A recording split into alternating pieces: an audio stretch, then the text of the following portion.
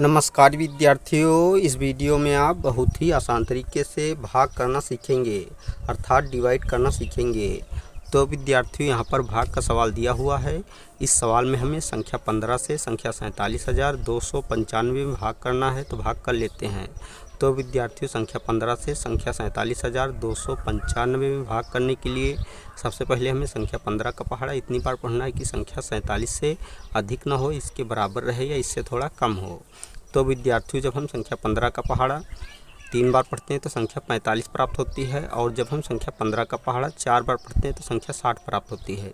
चूँकि संख्या 60 47 से अधिक है, इसलिए यहाँ पर हम संख्या 15 का पहाड़ा 3 बार ही पढ़ेंगे, अर्थात संख्या 15 से संख्या 47 में 3 बार भाग जाएगा। तो यहाँ पर हम संख्या 3 लिख लेते हैं, अर्थात संख्या 15 का पहाड़ा जितनी बार पढ़ते हैं उतनी संख्या यहाँ पर लिख देते हैं। संख्या 15 का पहाड़ा जब 3 बार पढ़ते हैं तो संख्या 45 प्राप्त होती है, तो संख्या 47 के नीचे संख्या 45 लिख लेते हैं। अब संख्या 47 से संख्या 45 को घटा देते हैं, तो घटाने पर घटाओ 2 प्राप्त होता है, तो यहाँ पर हम संख्या 2 लिख लेते हैं और यहाँ पर क्रॉस का चिन्ह लगा देते हैं, क्योंकि 4 से जब 4 घटाते हैं तो घटाओ 0 प्राप्त होता है। अब हम इसी के ठीक बाद वाली, अर्थात 7 के ठीक बाद वाली संख्या 2 को 2 के ठीक बाद उतार लेते हैं। तो विद्यार्थियों, इस प्रकार नई संख्या 22 प्राप्त हो जाती है।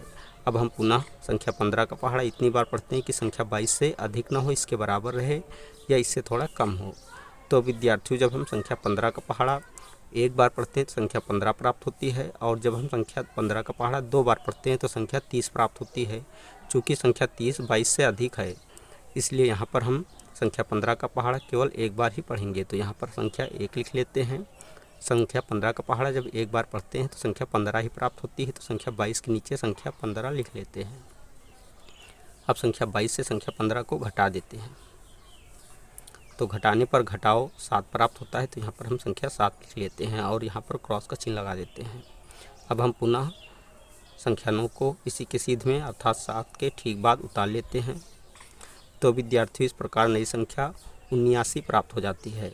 अब हम पुनः संख्या 15 का पहाड़ा इतनी बार पढ़ते हैं कि संख्या 79 से अधिक ना हो, इसके बराबर रहे या इससे थोड़ा कम हो। तो विद्यार्थियों, जब हम संख्या 15 का पहाड़ा 5 बार पढ़ते हैं तो संख्या 75 प्राप्त होती है, और जैसे ही संख्या 15 का पहाड़ा 6 बार पढ़ते हैं तो संख्या 90 प्राप्त हो जाती है। चूँकि संख्या 90 79 से अधिक है, इसलिए यहाँ पर हम संख्या 15 का पहाड़ा केवल 5 बार ही पढ़ेंगे, तो यहाँ पर हम संख्या 5 लिख देते हैं। संख्या 15 का पहाड़ा जब 5 बार पढ़ते हैं तो संख्या 75 प्राप्त होती है, तो यहाँ पर हम संख्या 75 लिख लेते हैं।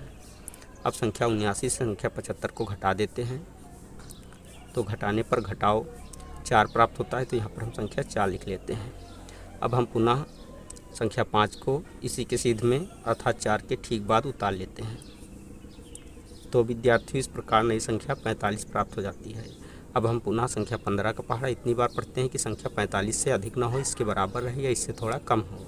तो विद्यार्थियों, जब हम संख्या 15 का पहाड़ा 3 बार पढ़ते हैं तो हमें संख्या 45 प्राप्त हो जाती है, तो यहाँ पर हम संख्या 3 लिख लेते हैं।